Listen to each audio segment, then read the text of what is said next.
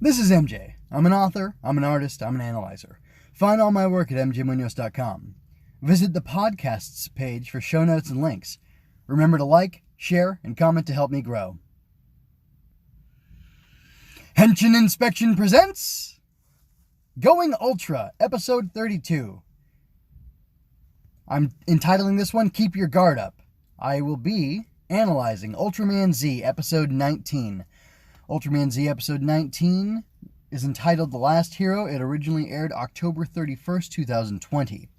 The writer is Toshizo Nemoto. The director is Takanori Tsujimoto, who directed the previous episode. Ultra Bad. What is Ultra Bad in this episode? The Ultraman naming conventions really throw me off. Baraba is a Yapool monster, I guess. I thought there was only one kaiju named Yapool, and he looks way different. Is Yapool a race? That stuff stuck out to me in more of an irritating way than an entertaining one. In fact, it made me pause in making my notes and look up Ultraman Explained. And sure enough, there is a channel called Ultraman Explained, which I'm pretty sure I saw a while back, and that's what sparked it in my mind. Oh, there's Ultraman Explained. Unfortunately, the gentleman who was doing it looks like he stopped making videos. Oh, there's a lot from 4 years ago, and then there's, I think, a couple from 1 year ago. So, that doesn't help me now. Ultraman is at its peak popularity. Ultraman Explained, dude, you gotta, maybe I'll go comment on his channel. Like, hey, man, if you want to do Ultraman Explained, this is the time. I don't have time for it, certainly, but I would appreciate anybody who did. Anyway, moving on to the Ultra Cool. I'm assuming the vintage-sounding music was from Ace's show. I loved it. I'm not sure if it was the novelty of having such a different type of sound in this show, or if I just really enjoy the older style of music, but it was fabulous. And the reason I say that is because old Super Sentai jams, original Kamen Rider opening, Dragon Road, from Ultraman, or not Ultraman, from ZX, or Z Cross, as some people like to call it, which is, Kamen Rider, birth of the 10th Kamen Rider Z Cross. Anyway, sorry, I'm mixing things too much. I love the soundtrack of that. It's funky, it's jamming, it's just so awesome. But I love this music too, and that's more important. That's what I'm focusing on. I loved Baraba's Snot Rockets. Those were so exciting. He did it one time, and it was great.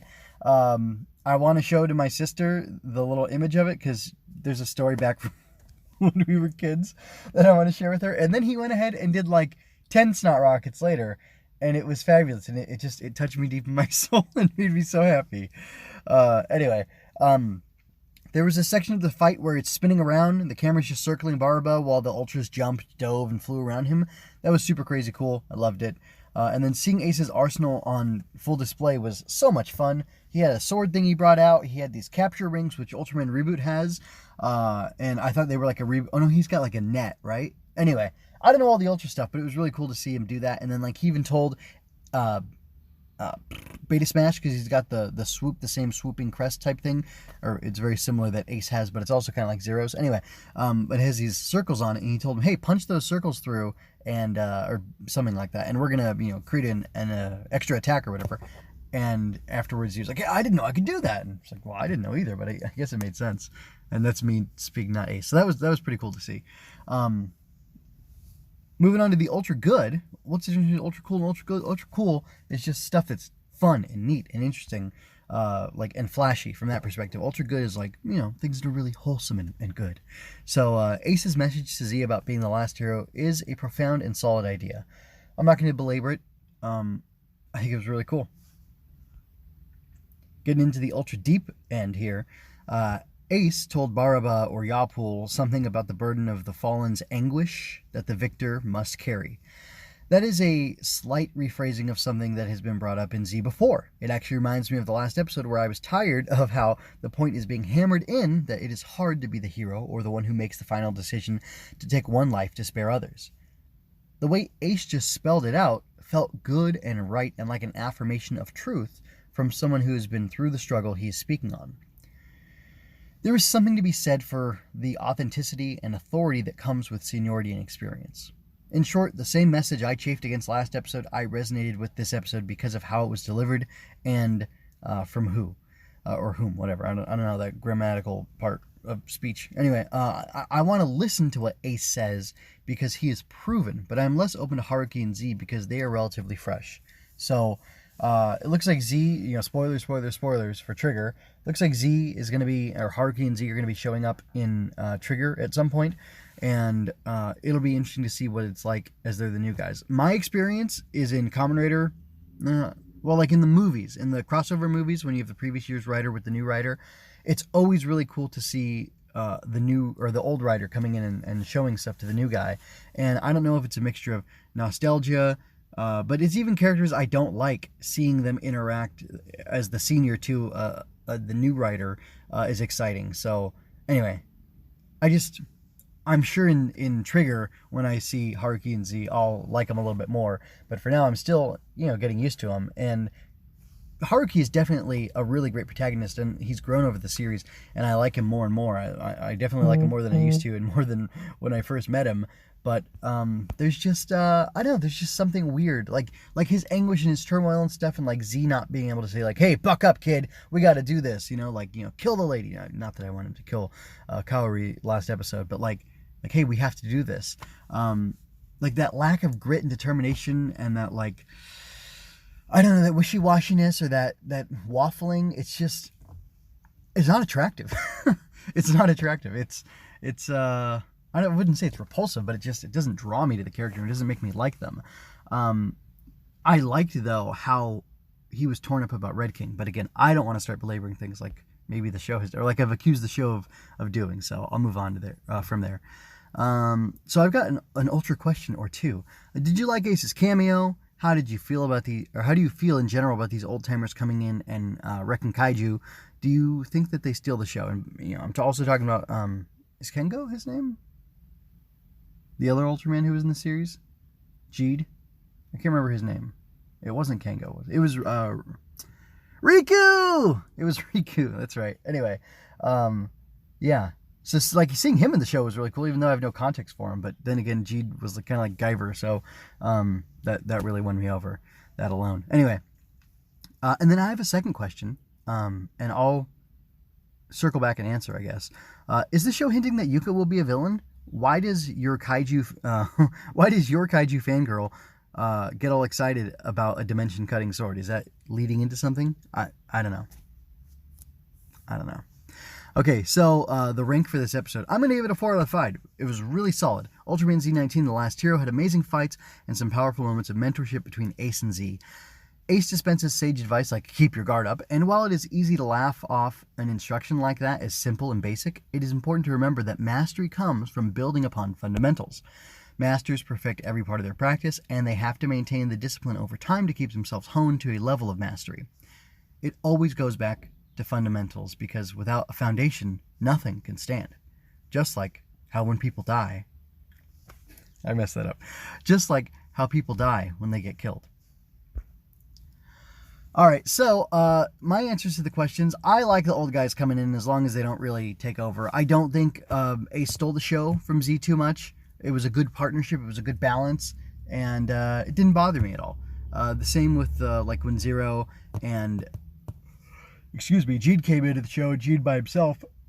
I think they perfectly balanced it, and it was all good. I think part of what makes it good is the premise that Z has all these masters he looks up to and who he wants to learn from, and what better way to learn than by following a master in the field and seeing him at work and working alongside him, right? I mean, that just makes sense. Anyway, so there's that, and then, I don't know, maybe Yuka could turn out to be a villain. Like, if she were to be a villain in the show, I would imagine her somehow...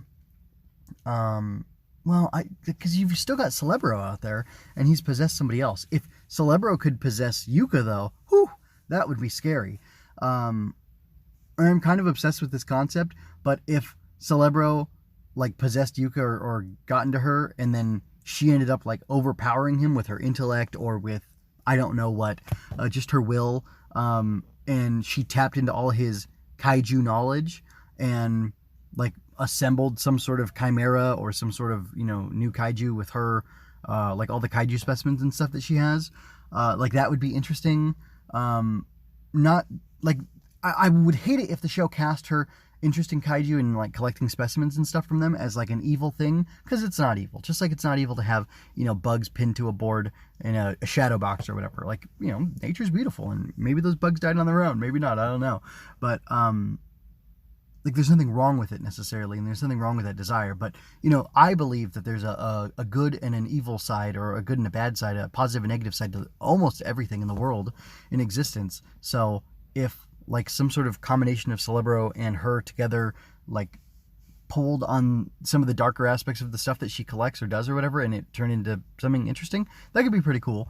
Because she's been quite heroic. She's done, you know, valiant work and done work for the good of others. But she's kind of weird. I think she knows she's weird. I think there's an awkwardness that, you know, she acknowledges or whatever. So for that to be something focused on and twisted into her being a villain or something, that could be interesting to see. And I wouldn't hate it, depending on how they executed it. And I think based on the rest of the show, they would execute it fairly well.